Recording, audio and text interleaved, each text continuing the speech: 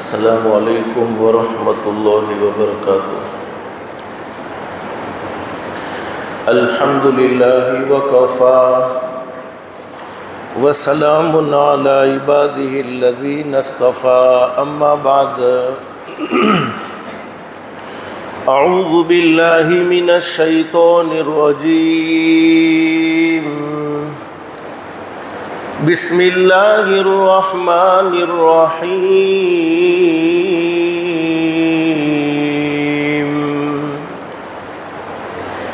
ان الدین عند اللہ الاسلام، وقال اللہ تبارک وتعالی ومن يبتغ غیر الاسلام دینا فلن يقبل منه وهو في الآخرة من الخاسرين،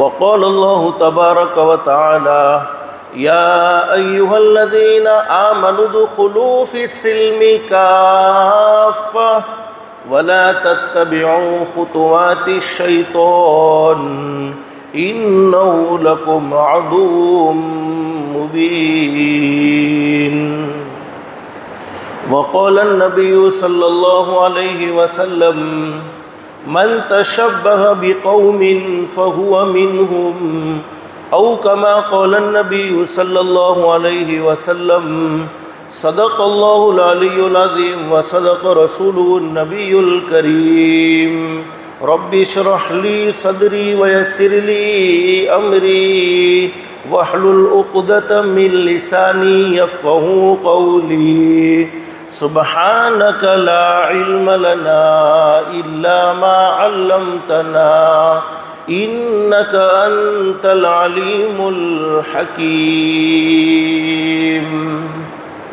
درود شریف پڑھیں۔ اللهم صل على محمد وعلى آل محمد كما صليت على إبراهيم وعلى آل إبراهيم إنك حميد مجيد، اللهم بارك على محمد وعلى آل محمد كما باركت على إبراهيم وعلى آل إبراهيم إنك حميد مجید۔ اللہ کا ہم سب پر بہت بڑا احسان اور بہت بڑا کرم ہے کہ اللہ پاک نے ہم سب کو جمعہ کے مبارک دن میں تھوڑی دیر کے لیے اپنے گھر میں یعنی مسجد میں جمع فرمایا۔ دعا کرو اللہ ہم سب کے جمع ہونے کو قبول فرمائے۔ حدیث شریف میں حضرت اقدس نبی کریم صلی اللہ علیہ وسلم کا سچا ارشاد علی ہے، جمعہ کے دن ایک گھڑی ایسی ہوتی ہے، ایک وقت ایسا ہوتا ہے، اس گھڑی میں اس وقت میں کوئی اللہ کا بندہ اپنے پروردگار عالم سے جو بھی سوال کرے، شرط یہ ہے کہ سوال جائز ہونا چاہیے، ناجائز سوال نہیں ہونا چاہیے۔ اللہ پاک اس کے سوال کو ضرور قبول فرماتے ہیں، اللہ پاک اس کے سوال کو ضرور منظور فرماتے ہیں، یعنی جمعہ کے دن اللہ سے مانگی جانے والی دعائیں رد نہیں ہوتی، بلکہ اللہ پاک اسے اپنی بارگاہ میں ضرور منظور و مقبول فرماتے ہیں۔ اللہ سے دل سے دعا کرتے رہو جمعہ کے مبارک دن میں اللہ پاک ہماری دنیا بھی بہتر سے بہتر بنائے، آخرت بھی بہتر سے بہتر بنائے، دنیا میں بسنے والے تمام مسلمانوں کو امن و امان اور سکون والی زندگی نصیب فرمائے۔ اور اللہ تو نے اپنے فضل و کرم سے جمعہ کے مبارک دن میں ہمیں اپنا مہمان بنایا، مسجد میں بلایا، اللہ کے لیے کوئی مشکل نہیں، اللہ ہم سب کو جنت الفردوس میں بھی اپنا مہمان بنائے اور جنت الفردوس میں بھی ہمیں جمع فرمائے۔ میرے بھائیوں، اللہ پاک نے ہمیں بہت خوبصورت دین، بہت خوبصورت مذہب نصیب فرمایا ہے۔ ہمارا مذہب مذہب اسلام، ہم مسلمان ہیں اور اللہ نے ہمیں مذہب اسلام اپنے فضل و کرم سے عطا فرمایا ہے۔ اور قرآن کریم میں اللہ رب العالمین فرماتے ہیں ان الدین عند اللہ الاسلام، اللہ کے نزدیک اگر کوئی پسندیدہ مذہب ہے مذہب تو دنیا میں بہت سے ہیں، بہت سے ایمان والے ہیں، اللہ کا شکر ہے کہ اللہ نے ہمیں ایمان نصیب فرمایا، مسلمان کے گھر میں پیدا فرمایا، مذہب اسلام کی دولت سے اللہ پاک نے ہم سب کو مالا مال فرمایا۔ اور بہت سے لوگ ایسے بھی ہیں جن کو اللہ پاک نے ایمان نہیں دیا ہے، اللہ نے ہمیں ایمان دیا ہے تو اللہ نے ہم پر کرم کا معاملہ فرمایا ہے، رحم کا معاملہ فرمایا ہے۔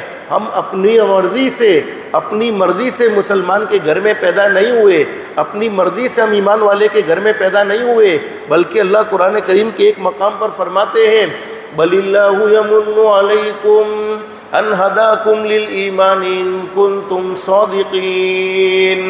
اللہ فرماتے میرے بندو یہ مت سمجھنا کہ تم اپنی مرضی سے مسلمان کے گھر میں پیدا ہو گئے ہو، تم اپنی مرضی سے ایمان والے کے گھر میں پیدا ہو گئے ہو، بلکہ اللہ فرماتے میرے بندو میں نے تم پر احسان کا معاملہ کیا ہے، فضل کا معاملہ کیا، کرم کا معاملہ کیا کہ تمہیں ایمان جیسی عظیم دولت سے مالا مال فرما دیا، مسلمان کے گھر میں پیدا کر دیا۔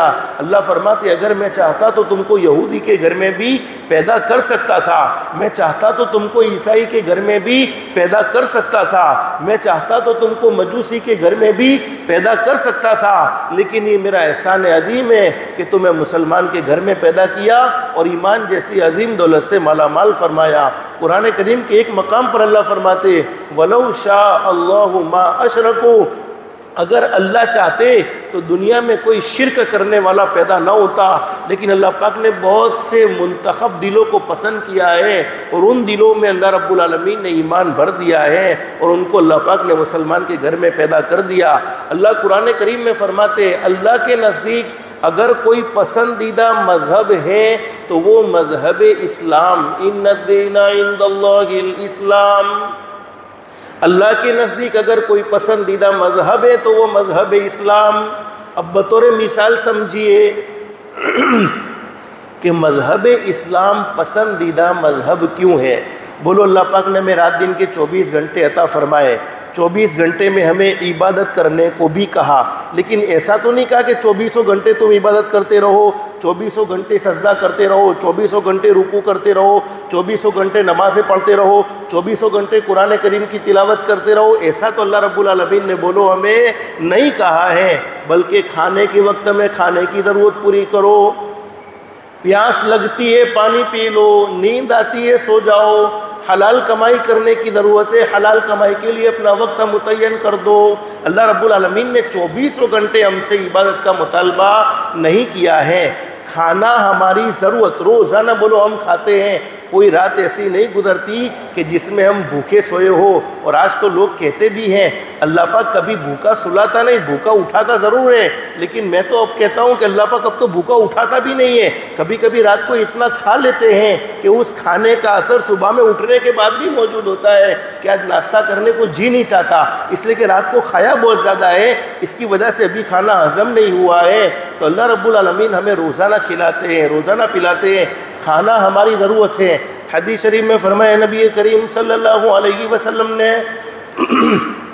میرا کوئی امتی سنت کے مطابق کھائے، کیا مطلب ہے؟ کھانے سے پہلے اپنی نیت کو درست کر لے کہ اللہ تیرا حکم ہے، تو نے قرآن کریم میں حکم دیا ہے کلوا واشربوا من رزق اللہ، اللہ کے رزق سے کھاؤ بھی صحیح، پیو بھی صحیح۔ اب کھانے سے جو طاقت ملے گی اس طاقت کو میں تیرے دین کی محنت میں تجھے راضی کرنے میں خرچ کروں گا، اور کھانے سے پہلے ہاتھ دھو لے ہوئے، دسترخوان بچھا دے ہوئے، سنت کے مطابق کھانا شروع کر دے ہوئے اور اپنی طرف سے کھائے، اور کھاتے ہوئے اللہ کا ذکر کرے، اللہم لک الحمد کلو ولک الشکر کلو، اے اللہ میں اس قابل تو تھا نہیں، میں نے تجھے ناراض کرنے میں کوئی کمی نہیں چھوڑی ہے، میں نے گناہ کرنے میں کوئی کسر نہیں چھوڑی ہے، تو چاہتا تو مجھے لقمے سے تڑپا سکتا تھا، تو چاہتا تو مجھے پانی کے گھونٹ سے محروم کر سکتا تھا، لیکن میرے مولا تو نے کیسا فضل فرمایا، کیسا رحم فرمایا، میں نے پوری زندگی گناہوں میں گزاری لیکن تو نے وقت پر کھلایا ہے، تو نے وقت پر پلایا ہے۔ حدیث شریف میں لکھا ہے میرا کوئی امتی کھاتے ہوئے اللہ کی تعریفی کلمات کہہ دیتا ہے، اللہم لک الحمد کلو ولک الشکر کلو۔ حدیث شریف میں لکھا ہے کہ یہ تعریفی کلمات کو سن کر اللہ اتنے خوش ہو جاتے ہیں اور اللہ پاک فرشتوں سے فرماتے ہیں او میرے فرشتوں، یہ میرا بندہ کھا رہا ہے اور کھاتے ہوئے مجھے یاد کر رہا ہے، کھاتے ہوئے میری تعریف کر رہا ہے، میری عزت کی قسم اس کے نامہ اعمال میں آج کا دن کھانے میں شمار نہیں ہوگا، بلکہ آج کا اس کا پورا دن روزے میں شمار ہوگا۔ بولو اس سے آسان دن کوئی ہو سکتا ہے؟ اور جب ہم کھانا کھا چکے، کھانا کھانے کے بعد ہم نے دعا پڑھ لی، ہاتھ دھو لیے، سنت کے مطابق اللہ کا شکر ادا کیا، اور وہ دعا پڑھی جس میں اللہ رب العالمین ہمیں حساب و کتاب سے بری فرما دیں گے۔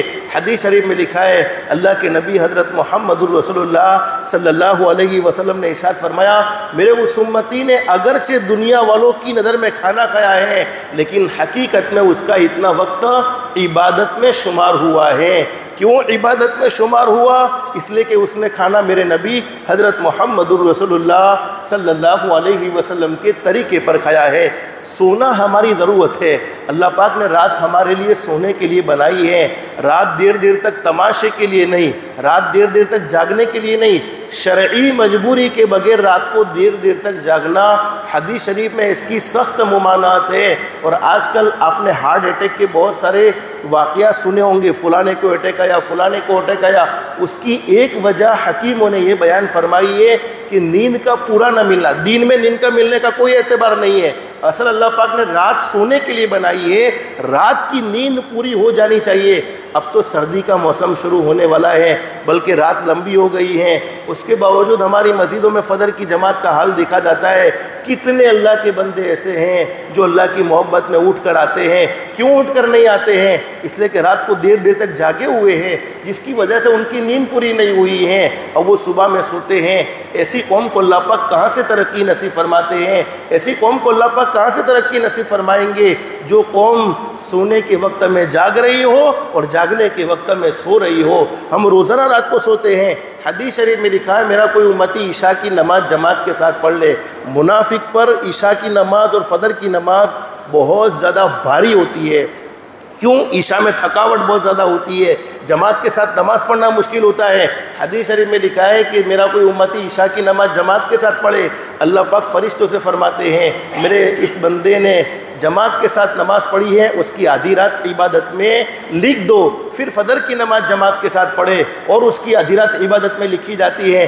ہماری زندگی میں دکھ ہے، ہماری زندگی میں ٹینشن، ہماری زندگی میں الجھن ہے، رات کو سوتے ہوئے ہم وضو کر لے۔ بولو وضو کرنا کوئی مشکل کام؟ ہر گھر میں گرم پانی موجود ہے، اگر سردی کا موسم ہو، گرمی کے موسم میں تو کوئی مشکل مسئلہ ہی نہیں ہے۔ اور زندگیوں میں طرح طرح کے دکھ ہوتے ہیں، رات کو ہم وضو کر کے سوئیں گے، فرشتے ہمارے جسم سے ٹچ ہو جائیں گے، اور ہماری زندگی کی جتنی پرابلم ہے، رات کو آنکھ کھل گئی۔ کبھی کبھی بے چینی میں بولو رات کو نیند آتی نہیں ہے، نیند آ بھی جاتی ہے تو بہت سی مرتبہ آنکھ کھل جاتی ہے، اس وقت اللہ سے ہم جو بھی مانگیں گے، حدیث شریف میں ہمارے نبی نے فرمایا، میرے امتی تیرے مانگنے میں دیر ہو سکتی ہے، لیکن اللہ کے منظور کرنے میں بولو دیر ہو سکتی نہیں ہے۔ اور رات کو آیت الکرسی پڑھیں گے، پوری رات اللہ پاک فرشتہ حفاظت کے لیے کھڑا کر دے گا۔ سنت کے مطابق سوئے ہیں، اللہ پاک فرشتوں سے فرماتے ہیں، اگرچہ میرا یہ بندہ سو گیا ہے لیکن میرے محبوب کے طریقے پر سویا ہے، اس کی رات سونے میں شمار نہیں ہوگی، بلکہ اس کی پوری رات عبادت میں شمار ہوگی۔ بولو اس سے آسان دین کوئی ہو سکتا ہے؟